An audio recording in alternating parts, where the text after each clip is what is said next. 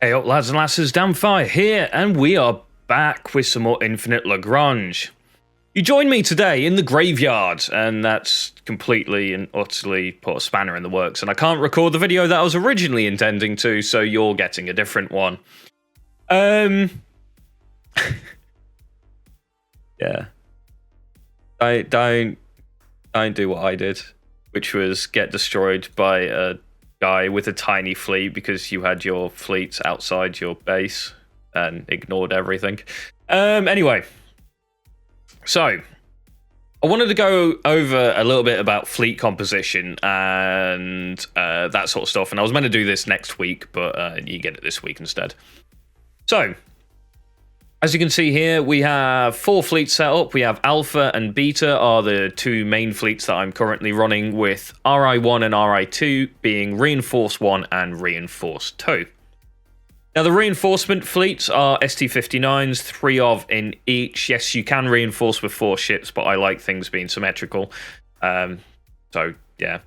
Eventually, I will probably build out either. I've got a CV3000 coming out, so one will go into RI1, and I'll probably build out either a solar whale or I'll build out a. I have Constantines as well, and I'll build out a Constantine and put that into RI2 to max up the 4 reinforce. Now, Alpha and Beta are more or less the same. The only difference here being between them is that they have different fighters and different bombers on the CV3000s. So let's take a look at Alpha first. And as you can see here, it's pretty destroyer heavy. Yes, there are some cruisers there, but we are pretty heavy on destroyers. And the reason for this is I just don't have that many cruisers to put in here. I really don't. So I make the best of what I got. And the reason I'm running these ships, so I'm running the Taurus, the Eris Heavy Cannon, and the Eris Armored. The Armored's there to help protect the other 2 destroyers. If they do get targeted, they take a little bit longer to take out. But the Heavy Cannon destroyer provides very good damage dealing. So does the Taurus. They both target destroyers priority and then move on to frigates going down, and then they'll eventually get round to shooting battle cruisers and cruisers. So these having very high DPS loads, one being pure energy, one just being a very, very big cannon that shoots very fast, provide enough damage to me to clear any destroyer composition that an enemy might have. This is also increased by the fact that I do run the Chimera. I only have the standard Chimera, not the heavy cannon version. The heavy cannon one, by the way, I've seen some guys testing it in my Discord server, and it's definitely worth running. Either way, I don't have it. So I run the standard Chimera. This is also a prioritizing enemy destroyers and frigates, moving down to cruisers and battle cruisers eventually. And the IO is going the other way, and it's prioritizing enemy carriers first, and then battle cruisers, I think. Or battle cruisers first, then cruisers, then carriers. It might be that way. And this gives me a very nice balanced fleet. It also allows very good movement. As you can see here, I don't run the battle cruisers in the fleet, and that's due to the fact that they are super slow. The Chimera's warp speed is 2,250, and I can run the CV3000 thanks to that, because the CV3000's warp speed is only 2,000. Now let's have a look at my CV3000 and look at the aircraft. So, Spores. Spores are anti-fighter. They do seem to prioritize attacking enemy fighters and corvettes. These are very, very good for that situation. I also have Nebula Chasers in here because they're just amazing anti-ship corvettes. So we run identical carriers here, both of them running anti-spore for anti-air support, and Nebula Chaser just to increase the damage output of my fleet in general. So there you go. This is my basic fleet composition.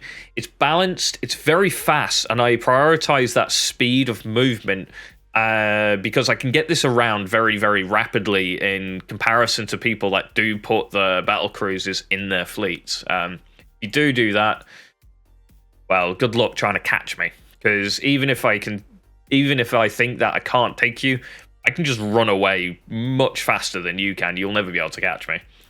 So this is why I do run this fleet. It allows me to do rapid attacks very quick and just get into a position, hit somebody very quickly, and it does pretty good damage.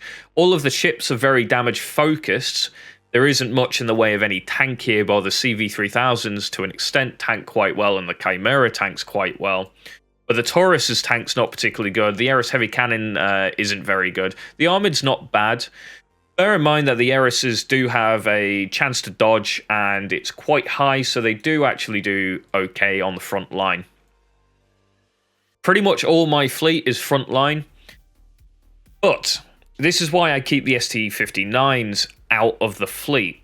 And it's to get this fleet into position to reinforce it with the ST-59s, giving me 3 ST-59s in the mid-row, taking the damage off of the cruisers in most circumstances, because most things will target battle cruisers before they target cruisers. This does work pretty well. So I have a solid range from back row to middle row and front row. It is front row heavy, but I have a lot of different types of ships, from destroyers all the way up to carriers in here. So everything that usually has a target priority is going to get target priority first, keeping the damage away from the other ships in the fleet, allowing as much damage to possibly come out of my fleet. And again, this is what I'm doing with what I've currently got. So yeah, it works pretty well. There are definitely upgrades here that you can make. The Taurus assault variant is definitely worth probably dropping in, and probably instead of the Eris Armored, so you can keep even more DPS out. And I do run a very damage heavy focused setup, with the ST-59s being my main source of tank. So when they come in and they take the priorities off the cruisers because of reasons I just spoke about, the tank like skyrockets, and they're able to sit there and tank a lot of damage. Now, the difference between Alpha and Beta is literally just the carriers, and as you can see, it's still got, 4 Taurus, 4 Eris Armored, 4 Eris Heavy Cannon, 4 IO, 4 Chimera, and 2 CV-3000s. But the CV-3000s in here run Bullfrogs and Nebula Chaser on that one, and on this one I believe it's Bullfrogs and Red Beasts. Yeah, Bullfrogs and Red Beasts. Now, if you do have VTAS bombers, I do recommend running those over the Bullfrog. I also recommend the Stingrays if you've got those for your second fleet. But the Bullfrogs do quite well. Now, the reason I run this fleet in this way, instead of trying to get Jambiers into here, is because I believe I do have enough AA to tie them up for enough time that I'll probably get the cruisers killed off before I lose any of my ships to any fighters or anything like that. So the spores are replaceable and stuff like that. The Bullfrogs do okay damage against battle cruisers and cruisers and stuff. They're not amazing, but where they really shine is attacking enemy bases. They absolutely dish out a ton of damage versus enemy bases, so I do recommend them for that. So yeah, that's why I do run the Bullfrog. So that is my fleets. There you go. And my basic fleet composition. So it's about speed, maneuverability. I'll show you quickly as well what I mean. So we go into blueprints, we check the ship blueprints. We look at the CV-3000, we see its base warp speed here is 2000, which means it's actually almost as fast as the Chimera's base movement speed at 2250.